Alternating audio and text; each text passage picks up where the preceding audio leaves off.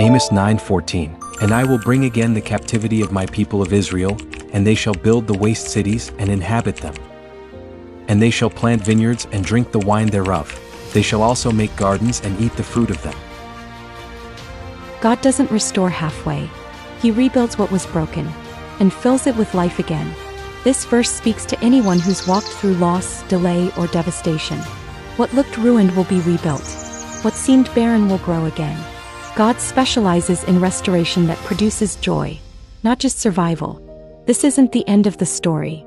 It's the beginning of abundance. Follow us today.